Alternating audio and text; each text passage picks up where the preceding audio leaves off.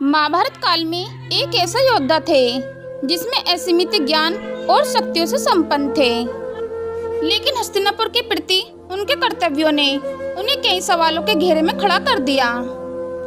संसार ने भले ही उसे सर्वश्रेष्ठ गुरु माना हो, लेकिन श्री कृष्ण ने उन्हें एक विफल गुरु, एक विफल पिता के रूप में देखा। इस वीडियो में अंत तक बने रहे ताकि आप जान सके कि जब मरते समय गुरु द्रोण ने श्री कृष्ण से प्रश्न किए तो उन्होंने क्या उत्तर दिया। महाभारत युद्ध में गुरु द्रोण का वध करना पांडवों के लिए एक बड़ी चुनौती थी। जब यह झूठ फैलाया गया कि अवस्थामा मारा गया, यह सुनकर गुरु द्रोण ने अपने शस्त्र त्याग दिए। इसके बाद द्रौपदी के भाई धृष्टद्युम्न ने उनका सिर काटकर उनका वध कर दिया। गुरु द्रोण ने मरते समय श्री कृष्ण से कुछ प्रश्न किए थे। उन्होंने कहा, हे वासुदेव, मैंने आश्रम में ही पलकर अपनी जीवन यात्रा शुरू की और दरिद्रता का सामना किया। क्या मैंने पिछले जन्म में कुछ पाप किए थे जिसके कारण मुझे इतने कष्ट सहने पड़े? मैंने अपने मित्र द्रुपद की हर संभव सहायता की और उसे उसके राज्य पर विजय दिलाई, लेकिन उसने मुझे उसी राज्य से अपमानित करके निकाल दिया। क्या मित्र की सहायता करना पाप है? हे वासुदेव, संतान उत्पत्ति का समय आया तो कठोर तपस्या के बाद ही अवस्थामा का जन्म हो सका। निर्धनता ने मेरे हाथ बांध दिए और मैं उसे दूध की जगह आटे का घोल पिलाता रहा। मैंने अपने परम गुरु परशुराम जी द्वारा दी गई शिक्षा को समान रूप से पांडवों और कौरवों में वितरित किया। इसके बाद भी मुझ पर एकलव्य से उसका अंगूठा मांगने का लाछन समाज द्वारा लगाया जाता रहा। सब जानते हैं कि मैंने यह वादा किया था कि अर्जुन को सर्वश्रेष्ठ धनुर्धर बनाऊंगा। यदि इसके लिए मैंने ऐसा किया तो इसमें मेरा क्या दोष था वासुदेव? द्रौपदी के चिरहरण को मैं हस्तिनापुर के प्रति निष्ठा के कारण नहीं रोक पाया।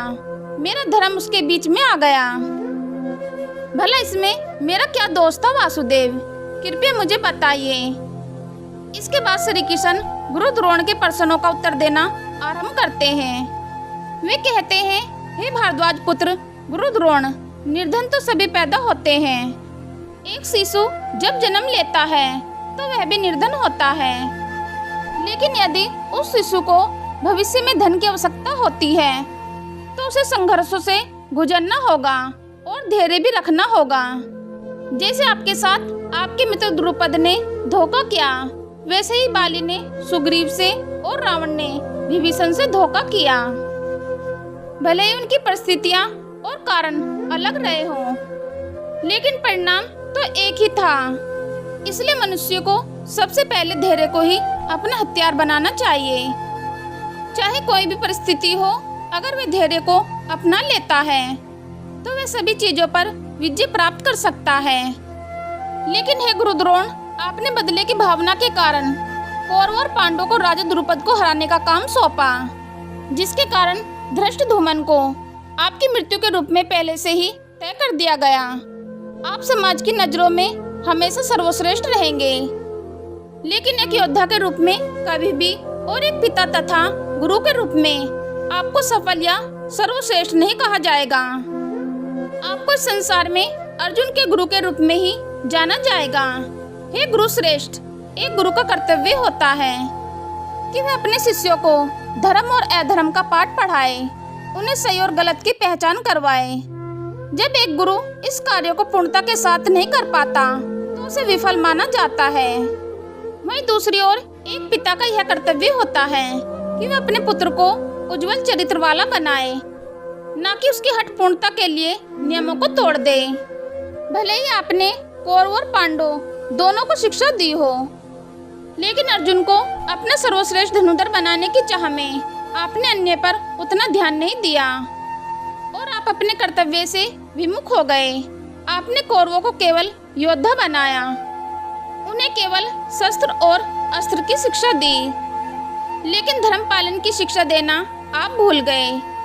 जब कोई व्यक्ति बालक अवस्था में होता है तभी वह सबसे अधिक सीखता है।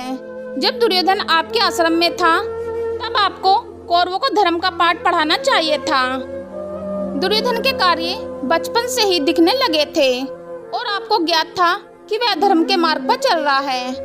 अपने भाइयों के प्रति उसकी ईर्ष्या स्पष्ट थी, फिर भी आपने उसे धर्म का मार्ग नहीं दिखाया। आपको संकेत नहीं मिला कि आपका पतन निश्चित है।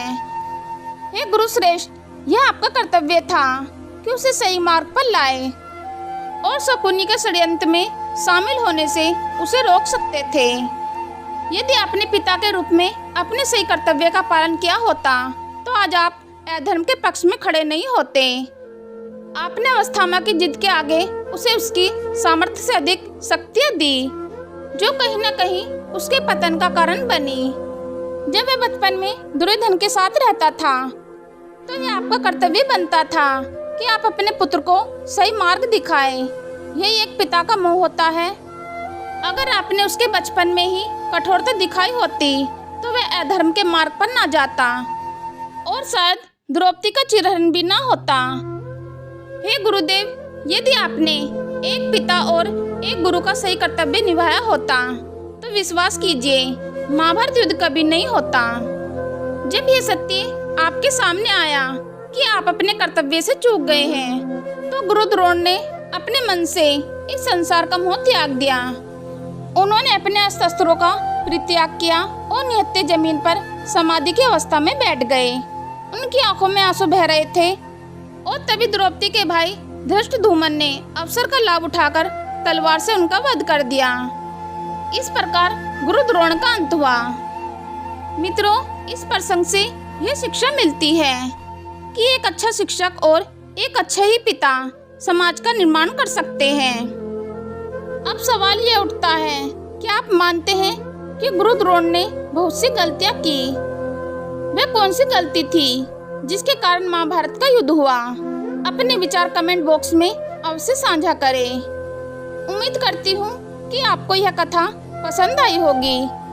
यदि वीडियो पसंद आई है तो हमारे चैनल प्राचीन स्टडी को सब्सक्राइब करें और वीडियो को लाइक करें और कमेंट बॉक्स में जय श्री कृष्ण जरूर लिखें। आज सिर्फ इतना ही। हम फिर मिलेंगे अगली वीडियो में एक और नई कहानी के साथ। धन्यवाद।